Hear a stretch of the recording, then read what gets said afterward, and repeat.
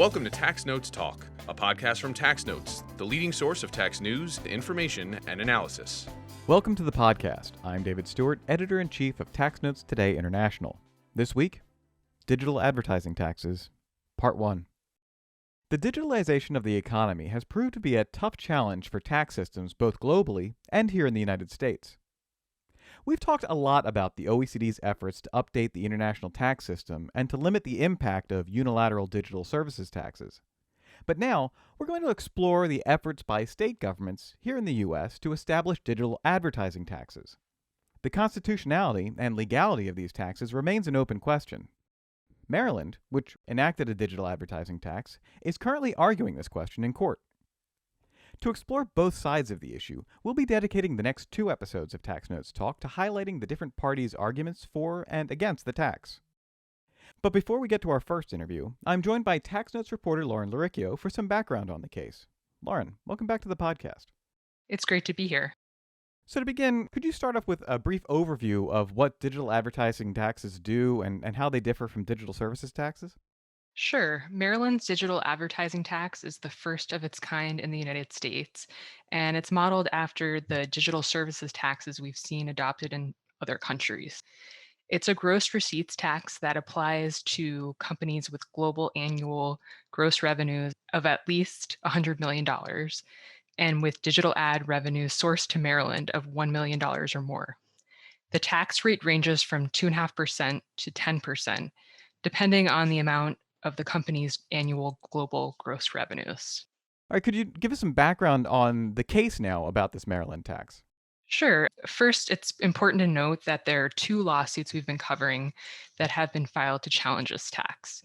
The first was filed by the U.S. Chamber of Commerce, the Internet Association, NetChoice, and the Computer and Communications Industry Association. That case is in federal court. It's been backed by big tech companies like Google and Amazon. It's the one we'll be discussing in this podcast. The other lawsuit was filed in Maryland Circuit Court by subsidiaries of Comcast and Verizon. The plaintiffs in the federal case say the tax unfairly targets digital advertising revenue and therefore is discriminatory under the Internet Tax Freedom Act.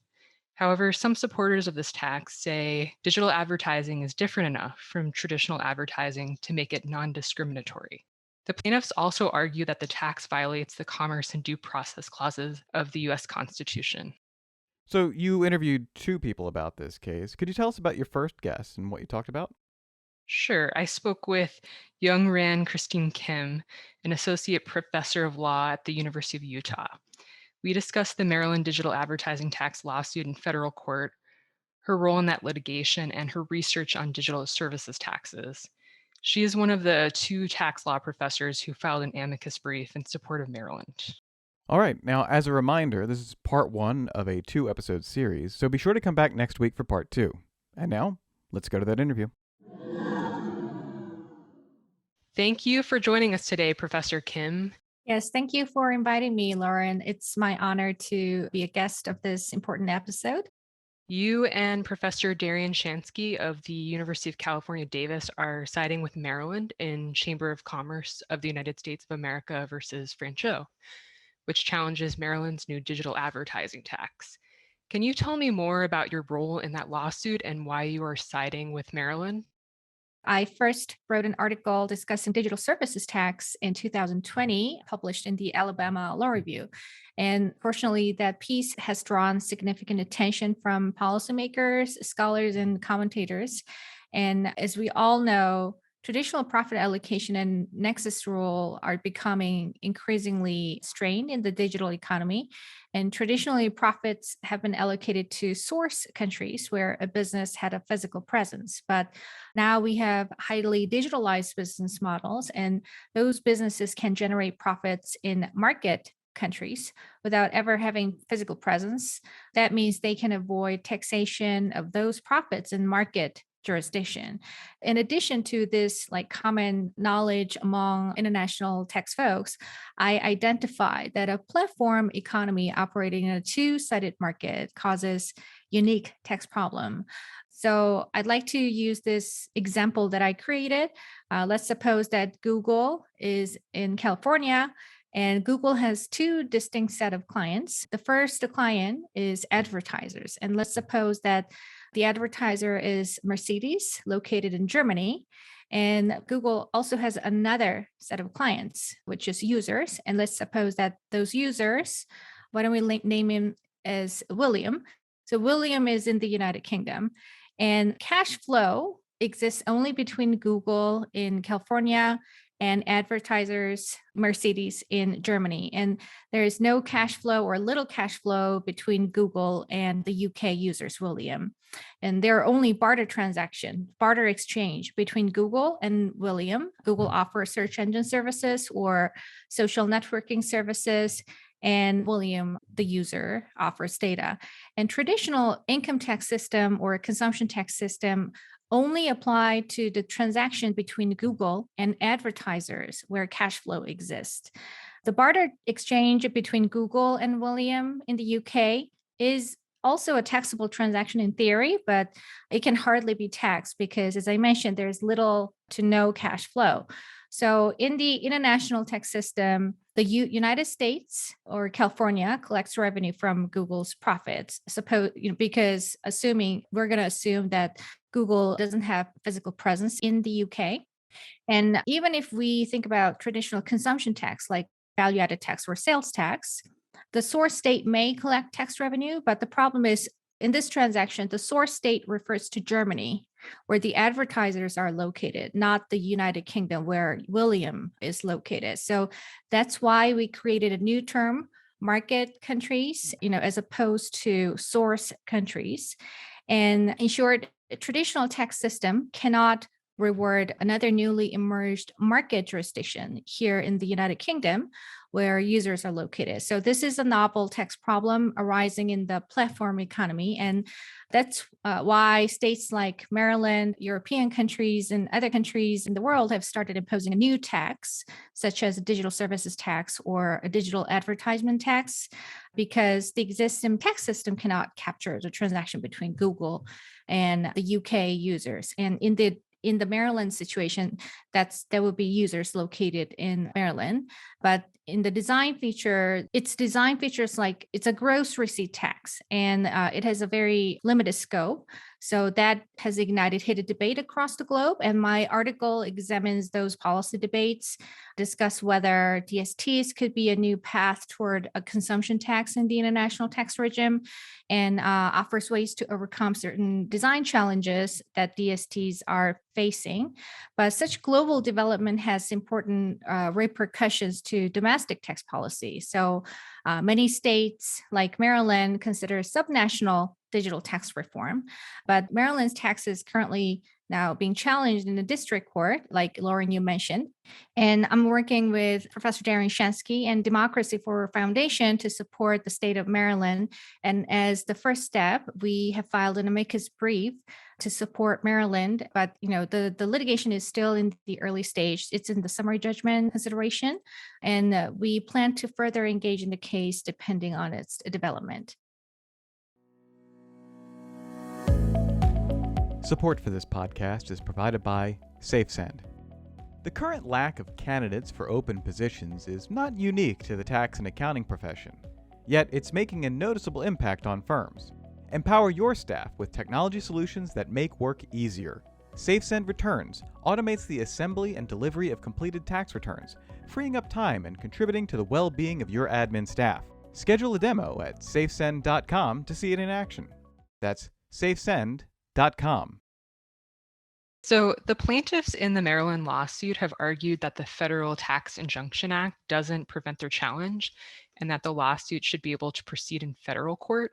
Can you tell me what the TIA does and whether you think the lawsuit should be allowed to move forward? Yes, the TIA mandates that the state tax litigation like this should be litigated in the district court, the state district court, rather than a federal court. But if the state tax is preempted by federal law, then this case can be litigated in a federal court. And in that case, not only about federal law like Federal Internet Tax Freedom Act, but also the constitutional issues such as Dormant Commerce Clause and Due Process Clause can be considered by the court. So that's why the plaintiffs want to circumvent the Tax Injunction Act and move this case to the federal court.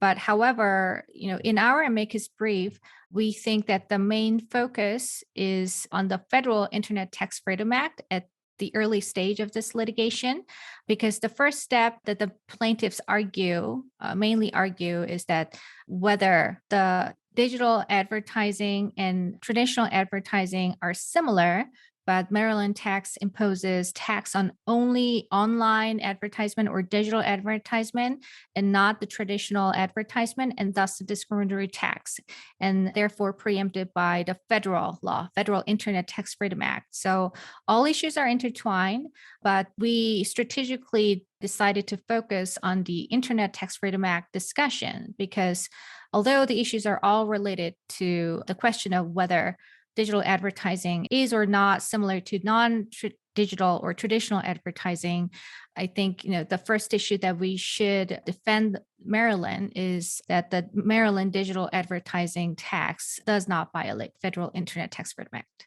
So legal experts have brought up various legal issues with the Maryland tax. Do you believe that the tax is on solid legal footing? Yes, a good question. So, as I mentioned, there might be some design flaws in international digital services tax and Maryland digital advertisement tax. So, there could be the best policy for digital services tax in general, and there could be the best policy and digital tax in the US subnational tax policy. And those best policy could be different from each other. And it might be possible that Maryland tax is not perfect, but the point is the legal matter, because now we are talking about litigation. The legal matter is whether Maryland's digital tax is unconstitutionally imperfect or federally preempted by the federal law, such as Internet Tax Freedom Act.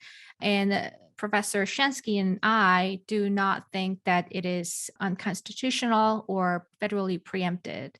So we would like to make a distinction between policy and legality. If we, keep those distinctions in mind, then I do not think that the Maryland tax would be held unconstitutional or preempted by the ITFA. So I believe the Maryland tax is on solid legal footing. Do you believe taxes such as the Maryland tax and DSTs, are they a good solution for capturing profits from large companies like Google and Amazon in places where they don't have a physical presence? Yes. So it's as I mentioned, it's the lack of physical presence is also important, but the fact that Google or Facebook are a newly emerged platform economy where they are operated in a two-sided market.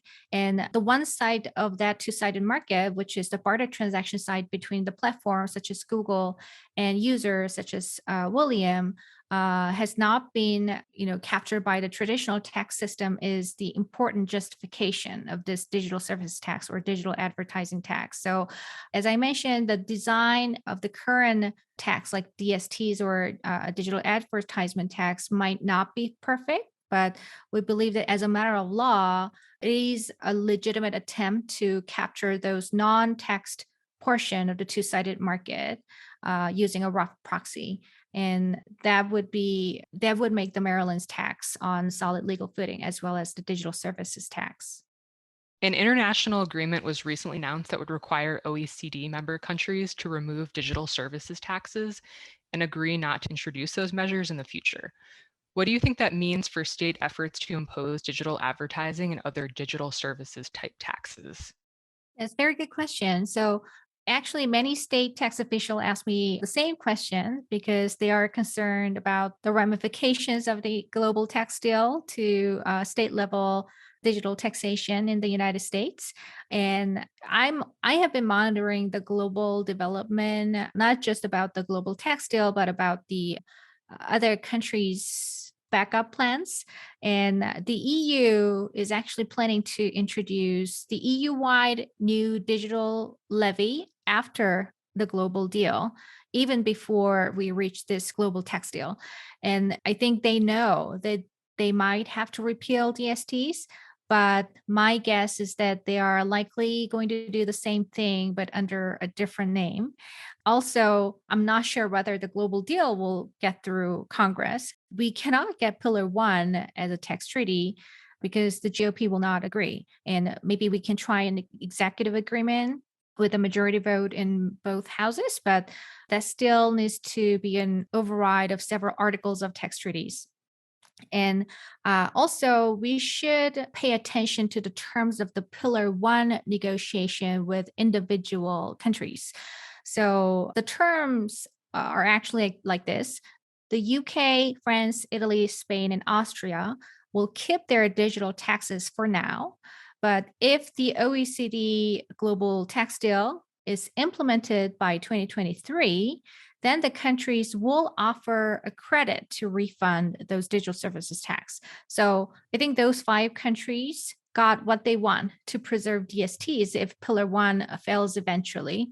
So even if it doesn't fail, I think the EU is considering an EU-wide new digital levy under a different name. So my guess is that DSTs or something similar, but maybe under a different name, would not be gone. And well, in some way, it is inevitable, in my opinion, because we're living in a world where the newly emerged platform economy is thriving, and traditional tax system, either income tax or consumption tax, cannot fully tax both sides of the platform.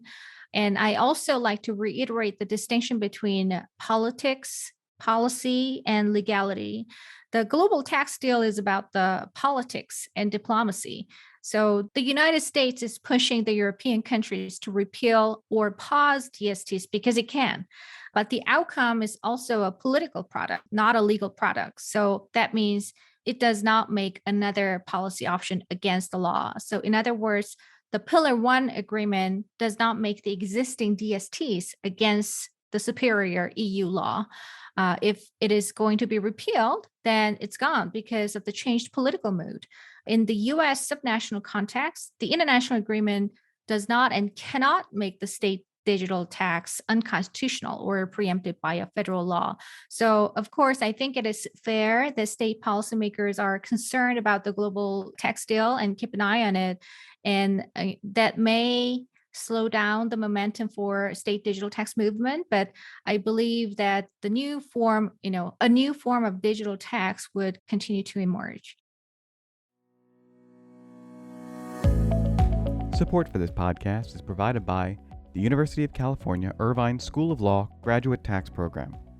The Graduate Tax Program at the UC Irvine School of Law is the #1 ranked graduate tax program on the West Coast and #5 ranked program nationally. It offers a unique curriculum that gives students a chance to develop both deep knowledge and the practical skills needed to practice law both here in the US and around the world. It's a 1-year, full-time program held at the UC Irvine campus. Applications are open now. The deadline to apply for non-US applicants is February 1st, 2022. US and US-based international applicants must apply by July 1st, 2022. To apply today, visit law.uci.edu/gradtax. That's law.uci.edu/gradtax.